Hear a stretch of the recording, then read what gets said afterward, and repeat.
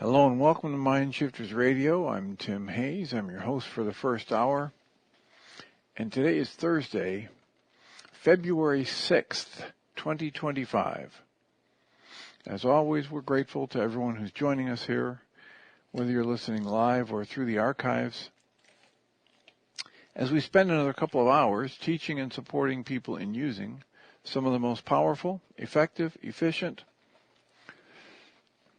and accessible tools I've ever encountered. These tools are available absolutely free through the tireless efforts of Dr. Michael and Jeanie Ryce. And they're available on the website, whyagain.org. If you go to that website and click on the two words that say Start Here in the upper left-hand corner, it will take you to a page where you can download and read Chapter 24 of Dr. Michael Ryce's book. His book is titled, Why Is This Happening to Me Again? And that chapter of the book contains a narrative description and explanation of the primary tool in this work. That tool is called the Reality Management Worksheet, sometimes called the Reality Management Wake-Up Sheet. And it's a tool I've been using to great effect for over 20 years now to improve the quality of my life and most of my relationships, and to turn any negative emotional experience I have into part of the infallible guidance system that each and every one of us has been given. You can also download the actual worksheet process itself. It's a simple PDF file. Click the link, download it, print it off, copy it as often as you'd like, and use it over and over again absolutely free. You can also download a whole host of audio files of shows just like this one where people have been stepped through that worksheet process. And if you choose to listen to them even repeatedly, they can serve as a powerful tutorial for you to help you get maximum benefits from these tools in the shortest amount of time possible.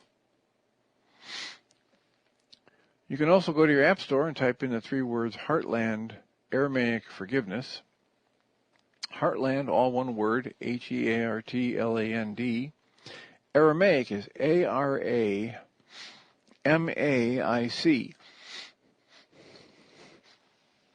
And if you type that in and start typing the word forgiveness, before you're done typing the word forgiveness, you'll see the glowing heart icon.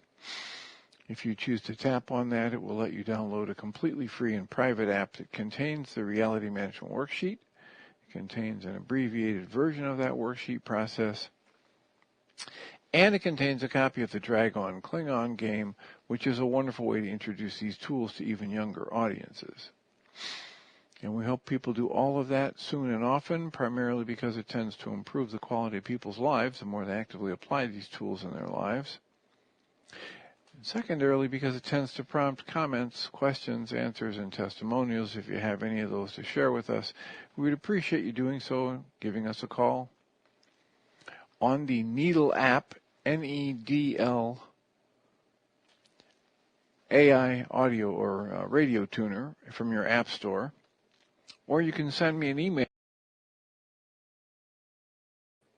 You can email me at tjh@mindshifters-academy.org. And or you can email Jeanie at jeanie@whyagain.org. That's whyagain.org. And if we get a question or a comment from you through an email, we'll address it on the internet show, and then as time allows, send you a notification about what day and time that occurred, so you can listen back to the archive for your feedback or input. And we greatly appreciate whenever anybody does that, because it makes it infinitely easier for us to live into our intention with this work. The intention we have with this work is to be of service, and that's just loads easier to do when we know how these things are landing for you. So we have plenty of time today for comments, questions, discussions, worksheets to be done. It's a Thursday, so that means there will be a support group tonight from 6:30 to 9 p.m. Central Time. And again, all the information you would need to join us for that support group, absolutely free, is available on the it's available on the mindshiftersacademy.org website. and there is a separate login information page for Tuesday and for Thursday. Both the groups are free. Both the groups meet from 6:30 to 9 p.m. Central Time. So please either feel free to join us or pass that information along to somebody you think might benefit from getting access to this productive, loving community absolutely free, 6:30 to 9 Central Time. And we'd be happy to have you join us. It's one of those the more the merrier kind of situations. So how can we support you today? What's on your mind? I've been doing a little work trying to figure out where I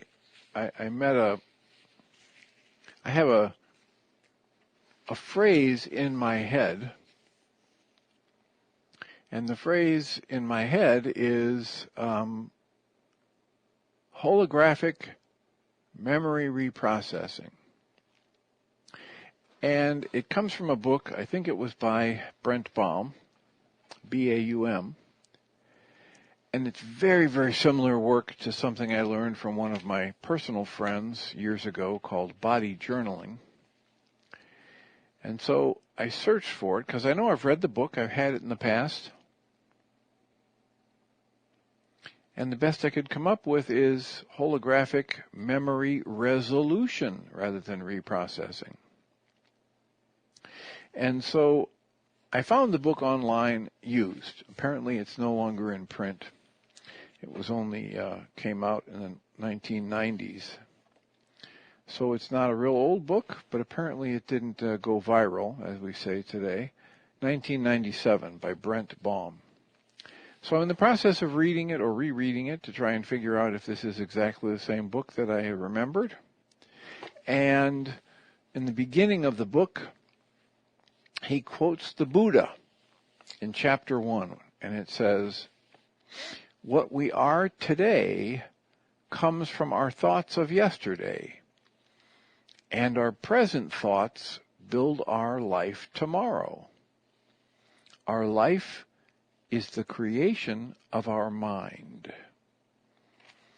And that is so similar to what I've distilled out of the Way of Mastery. And I say to people in these two statements, I'd like to tell you something about yourself. And the first thing is, you have the infinite capacity to choose the focus of your conscious awareness in each new present moment. The second thing I'd like to tell you is that it's the focus of your conscious awareness in each new present moment that actually creates your experience of life in that moment. So it's more words than what is quoted, attributed to Buddha, but it's the same message. Great spiritual traditions going back thousands of years have understood that our mind energy is a creative force. And what we choose to focus on will teach us about itself and will be a creative process. So if we choose, when there's a disaster, if we choose to focus on the helpers who run to try and fix it, and the thousands, many times more people who go to assist when there's a problem or a tragedy or an act of violence done or destruction that happens from some natural process, if we focus on the people who rally around and go to help, rather than focus on what we label as the tragedy or the negativity in the situation, we create a very different experience of life based on how we choose to interpret and respond to life. And again, as we pointed out so many times, this is not just something that's useful when you're sitting in an ivory tower or when everything is going beautifully in your life and you're healthy and the people that you love are healthy. This is the kind of thing that Viktor Frankl wrote about in his book, Man's Search for Meaning. It's the kind of thing that Nelson Mandela understood when he was in prison.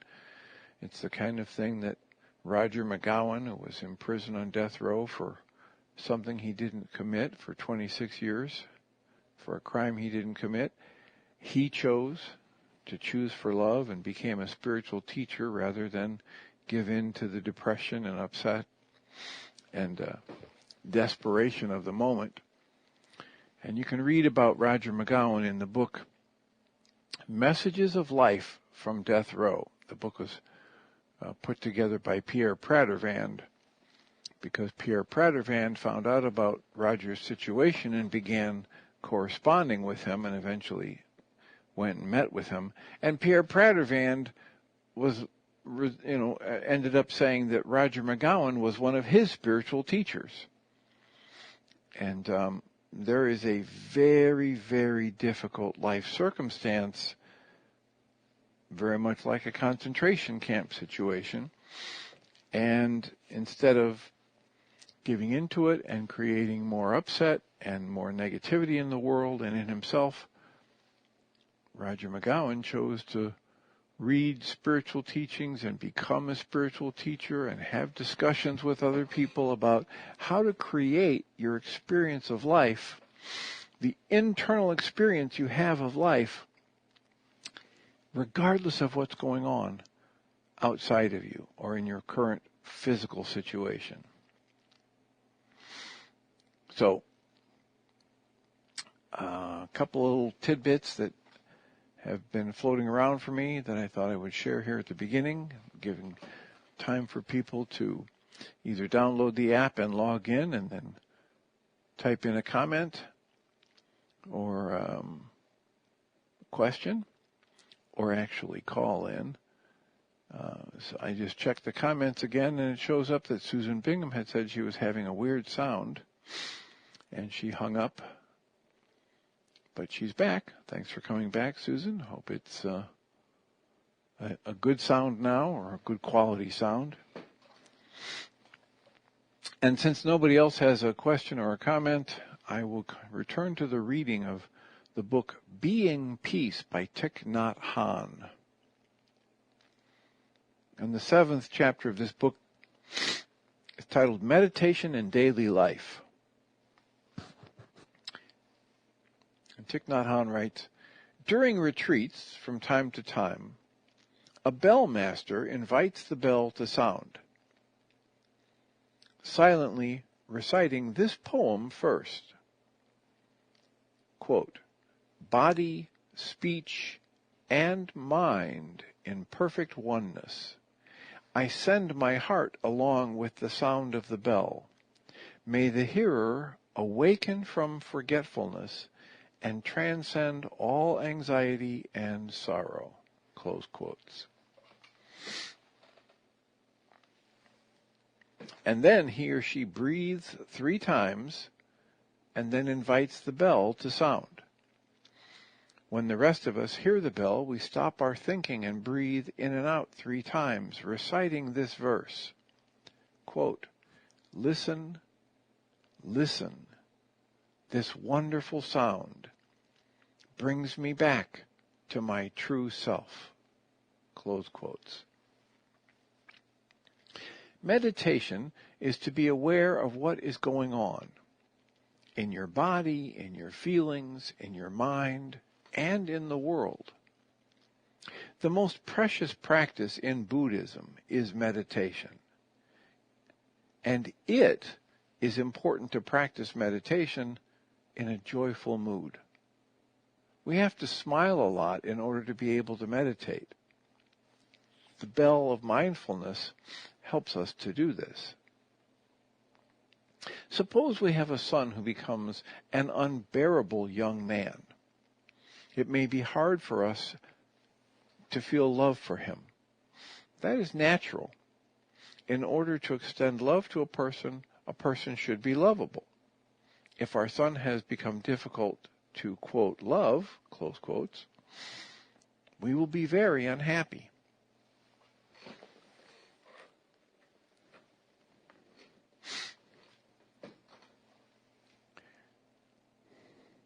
We wish we could love him. We wish we could have love for him, extend love to him. But the only way we can understand him, the only way to do that is to understand him and to try to understand his situation. So we have to take our son as the subject of our meditation. Instead of taking the concept of emptiness or some other subject, we can take our son as a concrete subject for our meditation. First, we need to stop the invasion of feelings and thoughts, which deplete our strength in meditation, and cultivate the capacity and the power of concentration. In Sanskrit, this is called samadhi. For a child to do this work, he has to stop chewing gum and stop listening to the radio so he can concentrate on the homework. If we want to understand our son, we have to learn to stop the things that divert our attention. Concentration, samadhi, is the first practice of meditation. When we have a light bulb, for the light to concentrate on our book, we need a lampshade to keep the light from dispersing, to concentrate the light so that we can read the book more easily. The practice of concentration is like acquiring a lampshade to help us concentrate our mind on something. While doing sitting or walking meditation, cutting the future, cutting the past, dwelling in the present time, we develop our own power of concentration. With that power of concentration, we can look deeply into the problem.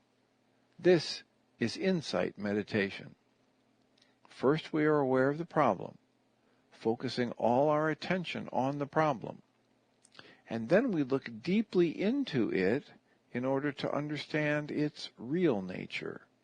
In this case, the true nature of our son's unhappiness. We don't blame our son, we just want to understand why he has become like that. Through this method of meditation, we find out all the causes, near and far, that have led to our son's present state of being. The more we see, the more we understand. The more we understand, the easier it is for us to have compassion and feel and extend love.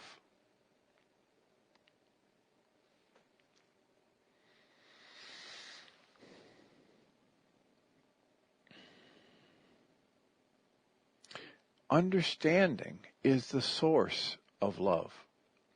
Understanding is love itself. Understanding could be used as another name for love. Love is another name for understanding. When we practice Buddhism, it is helpful to practice in this way. When you grow a tree, if it does not grow well, you don't blame the tree. You look into the reasons it is not doing well. It may need fertilizer, or water, or less sun. You never blame the tree. And yet, in our cultures, we've learned to blame our son, or the other people that we find difficult to deal with. If we know how to take care of our son, he will grow well, like a tree. Blaming has no positive effect at all. In this case, we invite ourselves to never blame, never try to persuade using reason and arguments. They never lead to any positive effect. This is my experience. No argument, no reasoning, no blame, just understanding. Deeper and deeper levels of understanding. If you understand and you show that you understand, you can extend love in that situation, and then the situation will change. This reminds me of a number of different lectures and readings and interviews I've heard with Thich Nhat Hanh when he was alive. Thich Nhat Hanh when he was alive. That his primary method for helping people, in quotes, quote, helping, close quotes, people, is listening.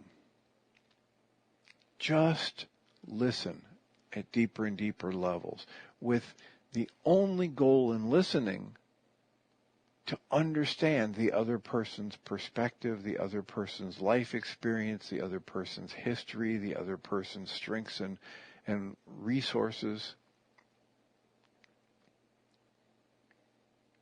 And that's what's coming out here. He's working toward that in this book, or he's sprinkling in bits of this deep level of listening, questioning, and understanding. Not to try to change, but just to reach the deeper level of understanding. So Thich Nhat Hanh writes, "The bell of mindfulness is the voice of the Buddha calling us back to ourselves. We have to respect that sound, stop our thinking and talking, and go back to ourselves with a smile and breathing. It is not a Buddha from the outside. It is our own Buddha who calls us. If we cannot hear the sound of the bell, then we cannot hear other sounds which also come from the Buddha, like the sound of the wind, the sound of the bird, even the sounds of cars or a baby crying. They are all a call from the Buddha to return to ourselves. Practicing with a bell from time to time is helpful, and once you can practice with a bell, you can practice with the wind and with other sounds. After that, you can practice not only with sounds, but with forms. The sunlight coming through your window is also a calling from the Dharmakaya in order for the Buddhakaya to be, and also for the Sanghakaya to be real. Calming, smiling, present moment, wonderful moment. While you sit, you can recite this phrase: calming, smiling, present moment, wonderful moment. And while you do walking meditation, you can use that phrase. You can use other methods like counting. Breathing in, 1. Breathing out, 1. Breathing in, 2. Breathing out, 2. In, 3. Out, 3. Until then you reach 10. And then you decrease from 10 to 9 to 8 to 7, etc. The counting of the breath is one of the ways to educate yourself for concentration or samadhi. If you do not have enough concentration, you cannot be strong enough to break through, to have a breakthrough into a subject of your meditation.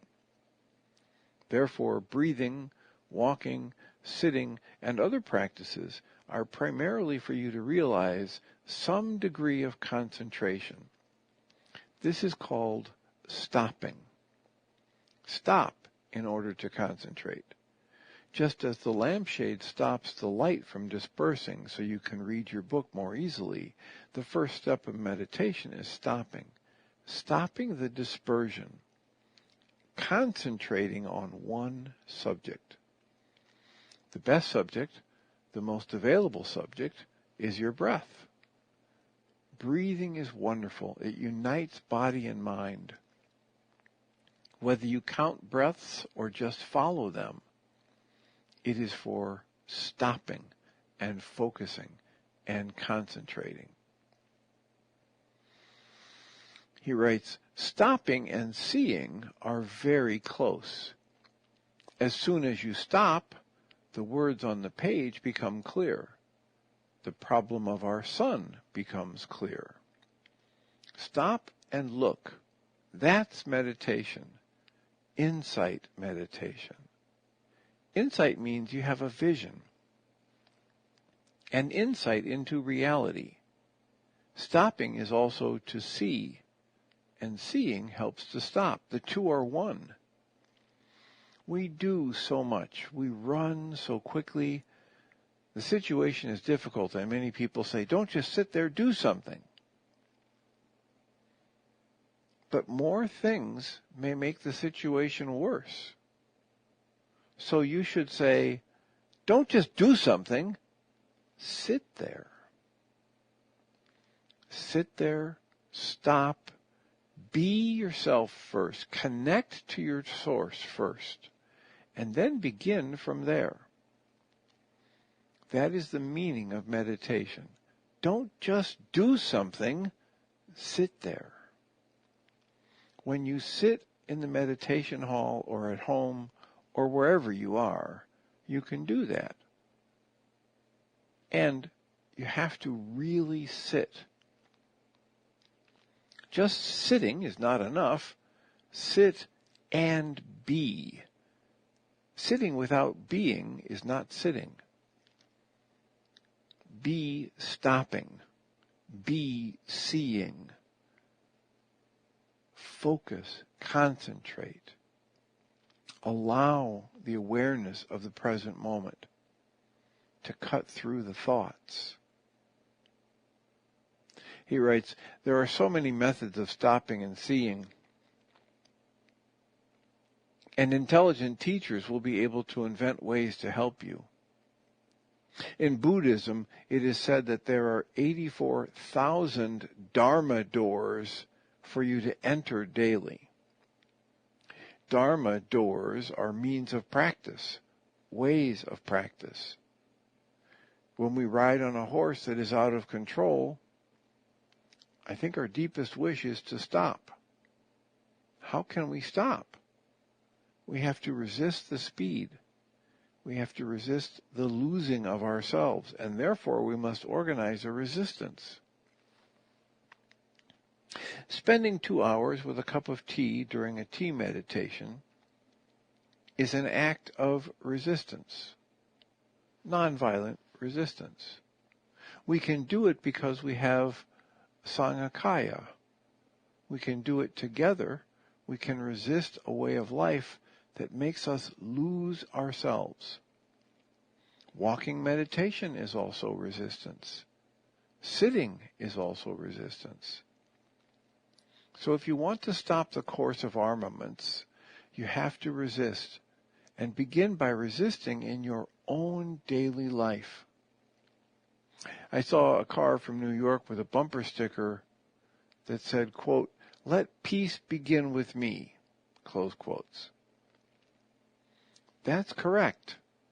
And let me begin with peace. That is also correct.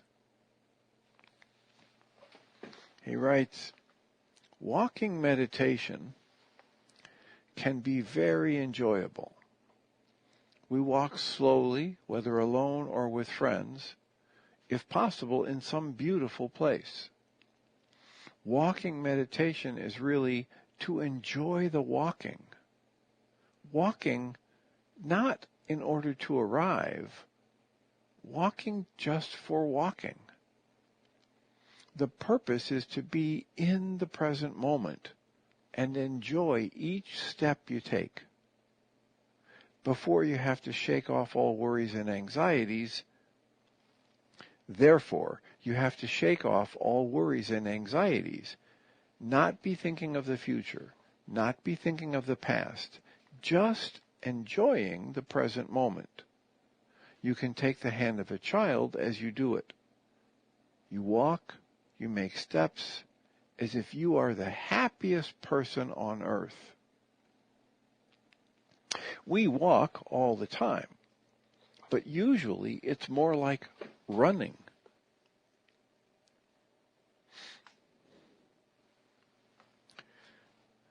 When we walk like that, we print anxiety and sorrow on the earth. We have to walk in a way that we only print peace and serenity on earth. Every one of us can do that, provided that we want it very much. Any child can do that. If we can take one step like that, then we can take 2, 3, 4, and 5. When we are able to take one step peacefully and happily, we are for the cause of peace and happiness for the whole world. Walking meditation is a wonderful practice. The Buddha's Dharma talk concerning meditation, the Satipatthana Sutta, is available in Pali, Chinese, and many other languages, including English and French.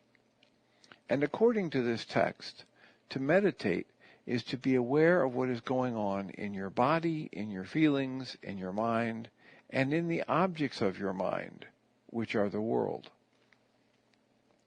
If you are fully aware of what is going on, then you can see problems as they unfold, and you can help prevent many of them.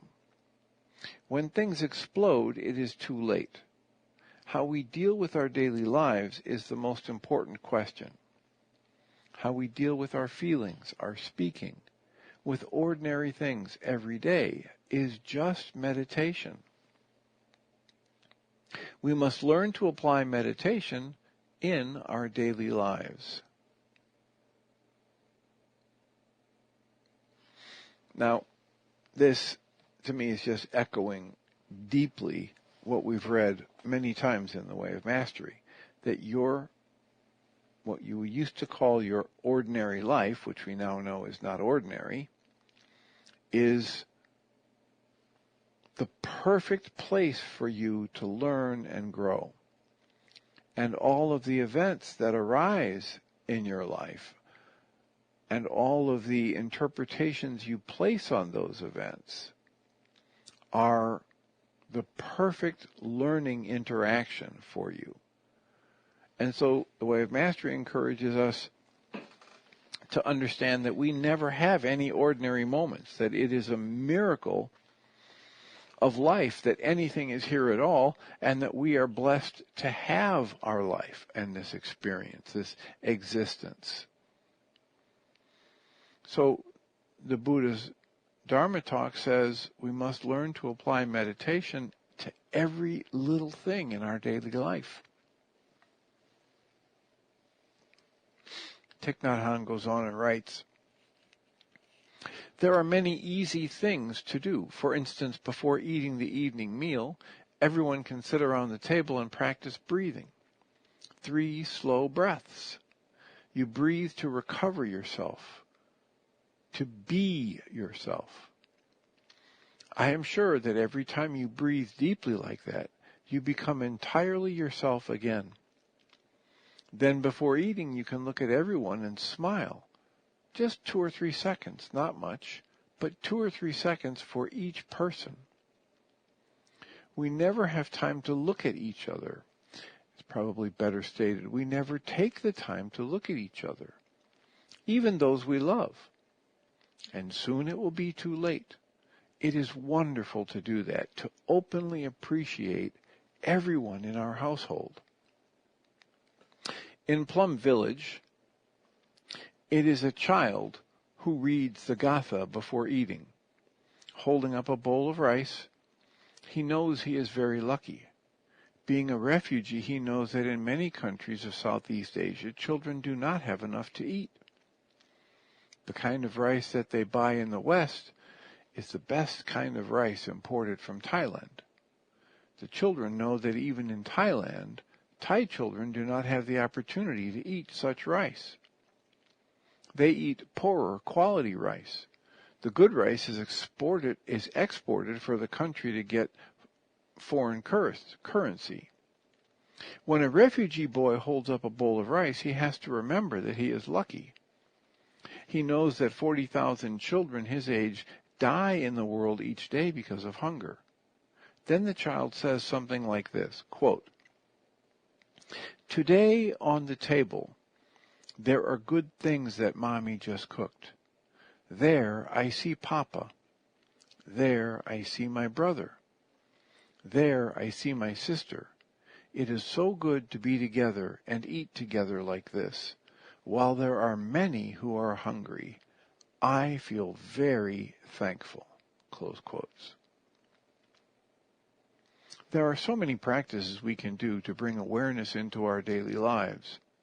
Breathing between telephone calls, walking meditation between business meetings, practicing meditation while helping hungry children or war victims. Buddhism must be engaged, actively engaged. What is the use of practicing meditation if it does not have anything to do with our daily lives? He goes on, you can feel very happy while practicing breathing and smiling. The conditions are available. You can do it in a meditation hall. You can do it at home. You can do it in a park. Along the riverside, you can do it anywhere. I would like to suggest that in each home we have a tiny room for breathing. We already have a room for sleeping and a room for eating and a room for cooking. Why not have one room for breathing? Breathing is very important. I suggest that the room be decorated very simply and not be too bright. You may want to have a small bell with a beautiful sound, a few cushions or chairs, and perhaps a pot of flowers to remind us of our true nature. Children can arrange flowers in mindfulness, smiling. If your household has 5 members, you can have 5 cushions or chairs, plus a few for guests. From time to time, you might like to invite a guest to come and sit and breathe with you for 5 minutes or 3 minutes. If you want to have a statue or a painting of a Buddha, please be choosy. Many times I see Buddhas that are not relaxed and peaceful. The artists who make them do not practice breathing and smiling. Be choosy if you ask a Buddha to come home. A Buddha should be smiling, happy, beautiful, for the sake of our children. If they look like the Buddha and don't feel refreshed, and if they look at the Buddha and don't feel refreshed and happy, it's not a good statue. If you don't find a beautiful Buddha, wait and have a flower instead. A flower is a Buddha. A Buddha has a flower nature. A flower has a Buddha nature.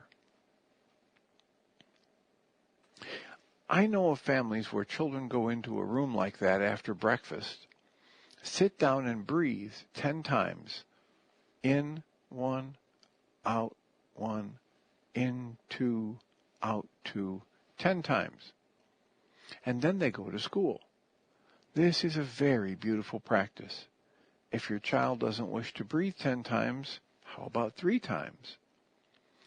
Beginning the day with being a Buddha, meaning being awake, being aware, having a meditative session, even if it's just a few moments, this is a very nice way to start the day.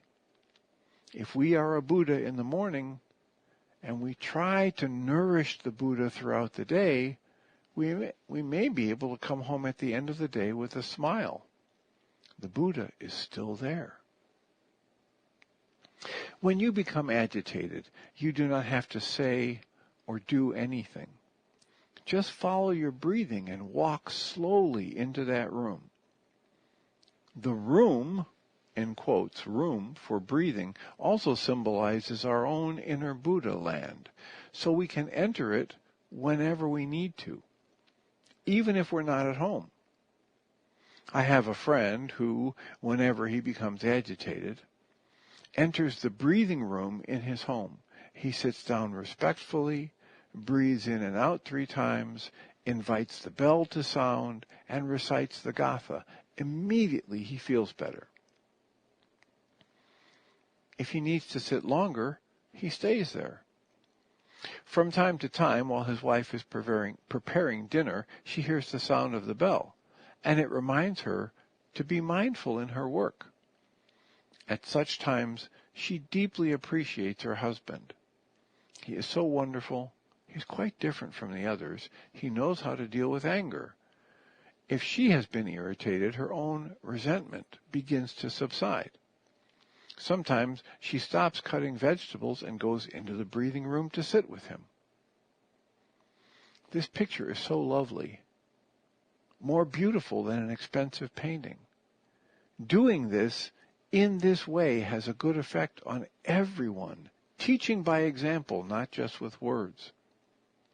When your child is agitated, you don't have to say, "Go to that room." You can take his or her hand and walk together into the room for breathing and sit quietly together. This is the best education for peace. This reminds me of how often I work with parents and I teach them the EFT tapping, and they come back and they say, well, my son or daughter doesn't want to tap, or they get more and more irritated and agitated and frustrated when I tell them to tap. And I have already coached them, so then I'll try to remind them that if they're in front of their child and their child is angry, upset, hurt, scared, mad, whatever, and or throwing a tantrum, their inner state is probably not so calm. So they can start the breathing and tapping process with themselves, modeling it for them, for their children, changing the energy that's being spread between them and their children, and doing exactly what Thich Nhat Hanh is talking about here in this example. Lead by example. Just allow, breathe, do the tapping for yourself. Change your own inner energy field. Change your emotional state by focusing on your breath and using whatever technique you like. In this case, we're referring to the EFT tapping, which is available through YouTube, and one of the best resources I have for that these days is Brad Yates on YouTube for tapping. So, Thich Nhat Hanh goes on and writes, it is really beautiful to begin the day being a Buddha, being awake, being aware of yourself, of your breath, of your thoughts, of your spirit, of your body's energy, and the world around you. Each time we feel ourselves about to leave that Buddha energy, we can sit still and breathe until we return to the awareness of our true self. There are 3 things I can recommend to you. Number 1, arrange to have a breathing room in your house. A room for meditation, practicing breathing and sitting for a few minutes every morning at home with your children, and going out for a slow walking meditation with your children before going to sleep. Just 10 minutes is enough. These things are very important. They can change our civilization. And that concludes the book, Being Peace by Thich Nhat Hanh. And there are resources at the back of the book where communities exist to help people learn the meditative practice, etc. And there's one in France, there's one in Pine Bush, New York, and there's one in Escondido, California, that are listed. The one in New York is bluecliffmonastery.org. And the one in California is deerparkmonastery.org. So you can go to those websites and check out those monasteries. And there's also a link to mindfulnessbell.org, all one word, mindfulnessbell.org. It's a journal of the art of mindful living in the tradition of Thich Nhat Hanh. And it's published 3 times a year by Plum Village, which is in France.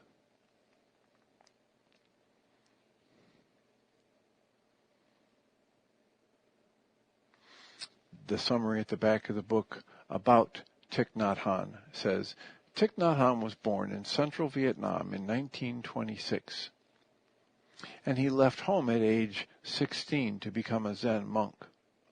He founded the School of Youth for Social Service, Van Han Buddhist University, and he founded the Order for Interbeing. In 1966, he was invited by the Fellowship of Reconciliation to tour the United States to describe to us the enormous suffering of his people. Because of his fierce neutrality, he was banned from returning to Vietnam. He was granted asylum in France, where he founded Plum Village, a meditation community, and he did that in 1982. Thich Nhat Hanh is the author of over 60 books, including Present Moment, Wonderful Moment, Teachings on Love, and Old Path, White Clouds. So there you have it. There's our completed reading of the book, Being Peace by Thich Nhat Hanh. And we have plenty of time for comments or questions. We have people on the app listening. Who knows how many people are listening through live.needle.com/mindshiftersradio. But please let me remind you that we thrive on your comments and questions, whether you're typing a comment in to the app or you're raising a hand to talk to us directly. And it just makes it infinitely easier for us to live into our intention with this work. I'll also remind us while we're waiting to see if anybody has a comment or a question that tonight is a Thursday, so there will be a support group absolutely free from 6:30 to 9 p.m. Central Time. And you can get all the information you need to join us for free on the mindshiftersacademy.org website. And I have a caller from Celinda. Are you in the air? Yes, I am. Oh, I hear some Can noise. You hear me? Yes. Okay, I hope you're loud because you're coming in very soft. You hope I am and loud, I wondered huh? if I was. Yes. Yeah, there are some issues with the app and volume. I'm hopeful that the changes I'm making as I record it and edit it are making the replays louder for the past few days anyway. How can we support you today?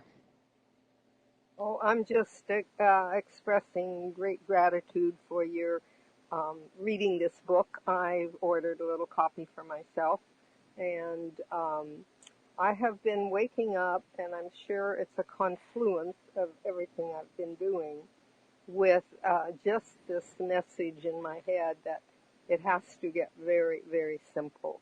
All of life is very, very simple once we understand it.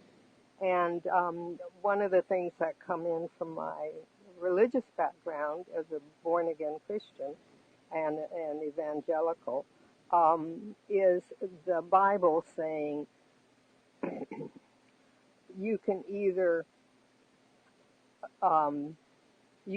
be a blessing or a cursing. You know, you can either bless or curse. You know, choose one or the other because that's the only choice we get from my interpretation. And the other one is choose this day, life or death. My understanding of that is basically the same. If I'm cursing, I'm choosing death. It's killing my body cells, among other things. And if I'm choosing life, I'm choosing love, because that's all there is. And I just wanted to share that. It's like I'm perceiving more and more simply. I'm beginning to realize how we can anthropomorphize our animals. And we have a very old feral cat who adopted us, Myrtle the turtle, and she has, she must be old. She's acting very demented. She's acting as if she can't hear at all, and she yowls really, really loudly, like in the middle of the night. I need to go outside and go to the bathroom and yowl, and if we don't pay attention, she just gets louder and louder. Larry, of course, sleeps blissfully through most of it because he doesn't have his hearing aid on. So the privilege falls on my shoulders to let her out in the middle of the night and let her back in. And so I realized this morning, I think that I'm anthropomorphizing her. I'm expecting her to have the mind of a human when she is a cat. And so I have been using her finally. A 4-footed kid of ours is becoming my teacher. And I just wanted to share that. It's like it's all very simple. She has a need. She's trying to get it met. And I have a need, and I'm the only one with choice. She's running the program. And if I'm running my program, I'm no better than a cat, speaking grainfully. Well, I'm glad that you're taking a look at this and trying to find a way to make everything in your life be your teacher, because that is a big part of what we're suggesting and inviting people to do. Well, it's also the awareness that what I see it, I got it. It's got to be in my experience bank or I wouldn't even recognize it. And I can take responsibility for that. And anyway, who's throwing my peace away? Right. There's the big thing, is that my peace either is grounded in me or it's dissipated based on how I choose to interpret and respond to what I believe is hitting my senses. It's not the outside environment, as we were talking about earlier with the book Lessons of Life from Death Row. People have been in extraordinarily challenging circumstances and still chosen for peace and chosen to extend love, to tap into their true nature as love and extend it. And that's what the invitation is in this work. And all of these practices, whether it's the Reality Management Worksheet, the connected breathing that Michael talks about, the Mind Shifter tool, or the walking meditation that Thich Nhat Hanh talks about, or the seated meditation that is offered in yoga and Buddhist traditions, they're all just ways to try to help us choose a different experience of life by waking up, by seeing past the labels and judgments that are talked about so thoroughly and deeply in Lesson 3 in Way of Mastery. And the invitation in that lesson is contained where he says he realized that the greatest gift that could ever come to him would only come to him as he would dismantle every judgment and every perception about everyone and everything around him. So, I'm glad you're able to use the cat waking you up as part of your awakening and part of your feeling the truth of yourself. And I thank you for the call. I will look forward to the next time we connect. You frequently attend the groups, so I hope that is something you can do. Audrey was asking, how do I get on air-unfamiliar with this application? I believe, Audrey, what you're talking about there is if you wanted to make a call in, you tap on the icon that looks like a phone receiver, an old-time phone receiver. If you want, you've already figured out how to type in a comment, so thank you for that. And I will put here and try tapping the icon of the phone receiver.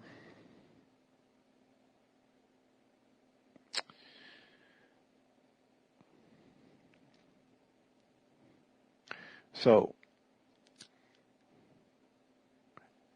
we're down to our last few minutes, so I will remind us all that we come from love. We're made of the stuff that we call love. We actually are love, and everything else is false.